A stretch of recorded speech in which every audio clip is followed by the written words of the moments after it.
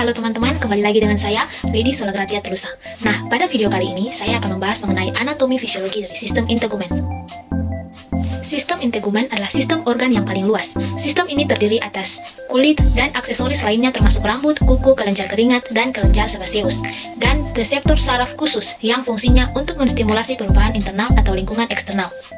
Fungsi dari sistem integumen yaitu, yang pertama, untuk melindungi struktur internal, yang kedua, untuk mencegah masuknya kuman penyebab penyakit, yang ketiga, untuk mengatur suhu tubuh, yang keempat, melakukan proses ekskresi melalui keringat, yang kelima, melindungi bahaya sinar matahari, dan yang keenam, untuk memproduksi vitamin D.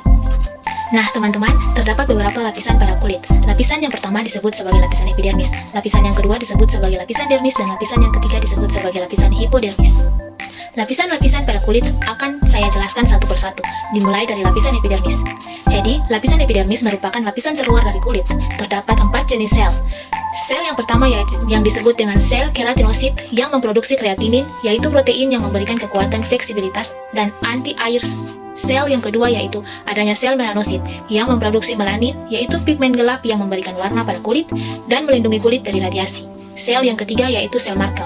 Sel Merkel ini berkaitan dengan indera sentuhan. Sel yang keempat yaitu sel Langerhans yang membantu dalam sistem kekebalan tubuh. Selanjutnya yaitu lapisan epidermis. Lapisan epidermis ini terdiri atas beberapa lapisan. Lapisan yang pertama yaitu lapisan stratum corneum. Lapisan ini terdiri dari lapisan sel tanduk atau kreatinasi yang efektif untuk pencegahan penguapan air dari lapisan yang lebih dalam. Lapisan yang kedua yaitu lapisan stratum ludicum. Lapisan ini merupakan lapisan pelindung yang mencegah kulit dari kerusakan sinar ultraviolet. Lapisan ketiga yaitu lapisan stratum granulosum. Lapisan ini merupakan tempat sel-sel kulit menghasilkan lemak dan molekul lainnya. Lapisan ini juga menghalangi masuknya benda asing, kuman, dan bahan kimia ke dalam tubuh.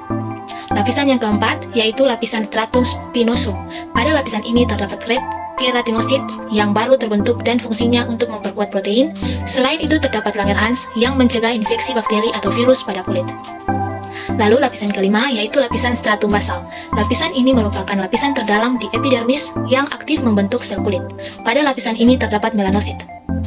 Nah, itu adalah penjelasan tentang lapisan epidermis. Selanjutnya, yaitu lapisan dermis. Lapisan dermis adalah lapisan yang terdiri atas beberapa penyusun utama. Yang pertama yaitu kolagen sebagai protein yang kuat. Yang kedua yaitu serat protein yang berfungsi sebagai penyokong. Yang ketiga yaitu adanya serat elastis sebagai protein yang berperan dalam elastisitas kulit. Terdapat beberapa lapisan pada dermis, yaitu lapisan yang pertama yang disebut dengan lapisan papiladermis. Lapisan ini merupakan lapisan jaringan ikat longgar yang berperan dalam peremajaan dan pengandaan unsur-unsur kulit. Lapisan yang kedua yaitu lapisan retikulosa dermis. Lapisan ini merupakan lapisan jaringan ikat padat yang dapat membuat kulit lebih kencang. Selanjutnya yaitu lapisan hipodermis. Hipodermis ini merupakan lapisan bawah kulit atau facial superficionis yang terdiri dari jaringan pengikat longgar. Komponen serat longgar, elastis, dan sel lemak pada lapisan dari pusat terdapat susunan lapisan subkutan yang menentukan mobilitas kulit di atasnya. Bila terdapat lobus, lemak yang merata di hipodermis membentuk bantalan lemak yang disebut panniculus adiposa. Bagian superficial hipodermis mengandung kelenjar keringat dan folikel rambut. Nah, sekarang kita masuk pada fisiologi sistem integumen. Jadi teman-teman, fisiologi sistem integumen yang pertama yaitu perlindungan fisik. Mengingat bahwa integumen adalah penutup tubuh manusia, fungsi yang paling jelas yaitu adalah perlindungan fisik. Kulit sendiri adalah jaringan sel yang terjalin erat dengan setiap lapisan berkontribusi pada kekuatannya. Epidermis memiliki lapisan terluar yang dibuat oleh lapisan keratin mati yang dapat menahan keausan lingkungan luar. Sedangkan dermis menyediakan epidermis dengan suplai darah dan memiliki saraf yang membawa bahaya perhatian di antara fungsi lainnya. Hipodermis menyediakan bantalan fisik untuk setiap trauma mekanis melalui penyimpanan adiposa. Kelenjar mengeluarkan lapisan perlindungan ke seluruh tubuh. Kuku melindungi jari yang rentan terhadap trauma berulang dengan membuat penutup yang keras.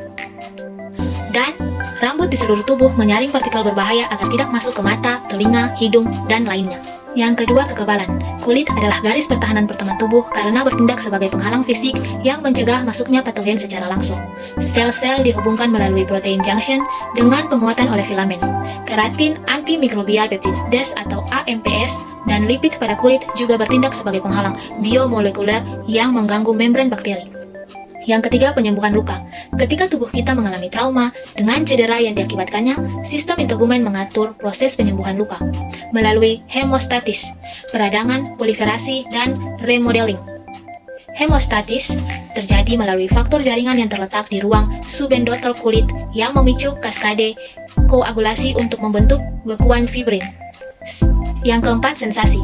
Persarafan kulit dilakukan oleh berbagai ujung saraf sensorik yang membedakan nyeri, suhu, sentuhan, dan getaran.